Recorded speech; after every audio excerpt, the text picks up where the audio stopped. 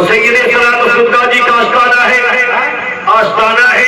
जोहरा खातून मचल गई, सुबह सादिक हुआ, खानदान वालों ने सैयदे सलात सुल्ताजी के आस्ताने पे पहुंच करके फिर नज़र-ओ-न्याज़ पेश किया, खैरात अकीदत पेश की, चादर पेश की, दुआ दे करके आने लगे। जोहरा खातून ने कहा, बाबा थोड़ी देर मुझको सैयदे सलात सुल्ताजी के आस्ताने पर वक्त देने दो, कुछ टाइम मुझे अता कर दो। कहा क्या करोगे बेटी? कहा अपने केसरे मुबारक से आपके आस्ताने पे झाड़ू लगाना चाहती हूँ। केसरे मुबारक से झाड़ू लगाना चाहती हूँ, जिनके दर से मुझे दुआ मिली है, जिनके सदके से दुआ मिली है। गौर करो मुसलमान, जरा तवज्जो।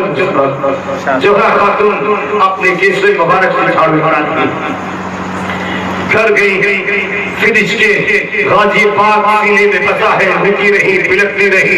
एक बात बिना गौर करा दो, एक सैयदे सलात सुल्ताजी एक आपके सदके में अगर अल्लाह ने मुझे रोशनी अता फरमाई है, एक बार अपना दीदार करा दो। जोहरा खातून की तारीख आप पढ़ कर देखो मुसलमानों, जोहरा खातून अपने कमरे में की तारीखी में आराम कर रही है। दीदारे सैयदे सलात मसूद गाजी हुआ, और बेचैन हो गई, परेशान हो गई। हर वक्त पर निगाहें नीची करके चलती थी, चेहरे पे पर्दा करके चलती थी। तीसरी बात जो हाजिरी थी तो कहा, बाबा अब मुझे गाजी पाक के ही दर पे रहे। कहा बेटी तुम्हारी शादी कर लूं। खानदान वाले ये कह रहे कि बेटी हमारी रोशनी मिल गई, आंखों में रोशनी मेरी बेटी को मिल गई है, अच्छा रिश्ता कर दूं, निकाह कर दूं, अरे मेरी बेटी चलो। कहा बाबा अब शादी नहीं करूंगी, गाजी पाक के दर पे झाड़ू लगाऊंगी। गौर करो मुसलमानों, बार बार इस्लाम करती रही, रोती रही, बिलकती रही। और वही पर आपने कुछ दिन तारीख में है कि 2 साल तक आप 14 साल से 16 साल तक आप 17 साल तक आप अपने वक्त को गुजारती रही, खिदमते खासी पाक के आस्ताने को करती रही। मुसलमानों 18 साल की उम्र जैसे हुई, तारीख यही है 16 साल 17 साल 18 साल की उम्र में जोहरा खातून को रब ने दुनिया से उठा लिया। वही जवाशी के गाजी पाक फैसला कर दिए कि अल्लाह ताला ने सैयदे सलात मसूद गाजी के दर पे जोहरा खातून की रूह को अगर कर्ज करवाया है तो परोजे महशर मेरे गाजी पाक के आखिर में जन्नत में अगर कोई गाजी पाक की बीवी होगी तो जोहरा खातून।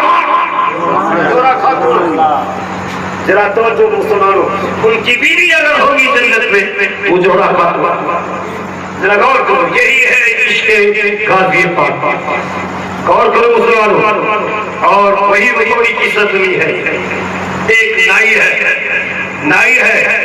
नाई जो मोशवाल काटने वाला, रास्ते वाला, ना पुत्र रस्ते वाला, वो अल्लाह के एक भाई के बुजुर्ग के दर पे रहता था, खिदमत किया करता था। उनको जो मजदूरी मिलती थी नाई को वो देते थे और लेके घर जाया करता था।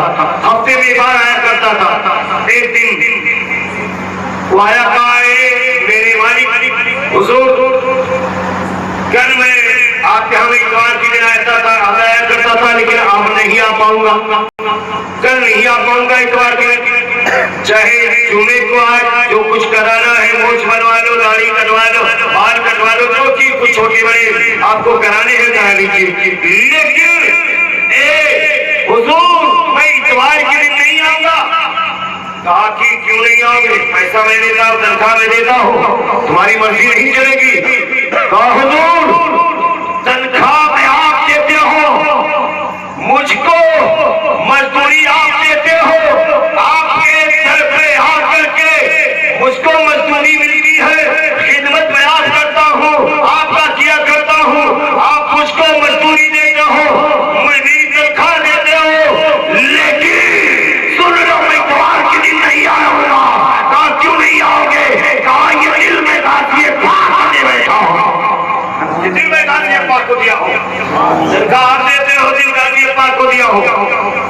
देता हूँ पैसा और गाजी पाक के दर पे जाओगे, अपनी मर्जी चलाओगे।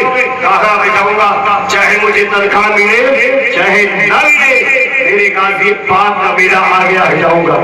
सुनो, कहा ठीक है जा रहे हो, तो इतने बड़े आशिक को तो सुनो, करीब बुलाया और एक पर्चा लिया, पर्चे पे कुछ लिखा और लिफाफा बंद कर दिया, बंद करके दे दिया। कहा जाओ, जा रहे हो फलाबाद में एक चेहरे पर नकाब होगा, घोड़े पर सवार होगा, हाथ में तलवार होगी, चेहरे पर नकाब होगा, नंगी तलवार होगी, घोड़े पर सवार होगा।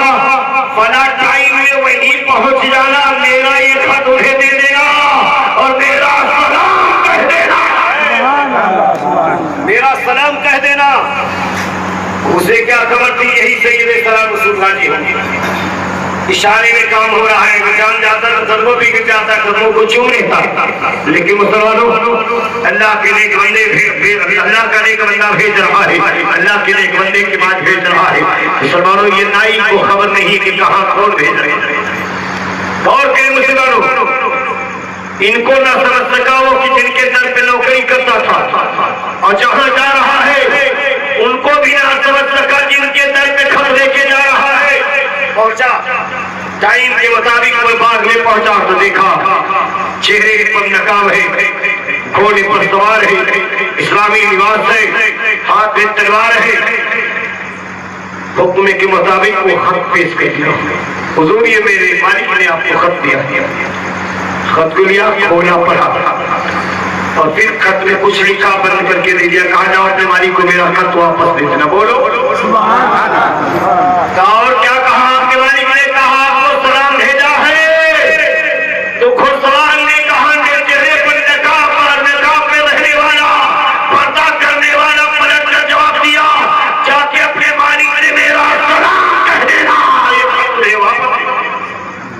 गौर को मुसलमानों लेकर गया, पेश करने के बाद पहुंचा।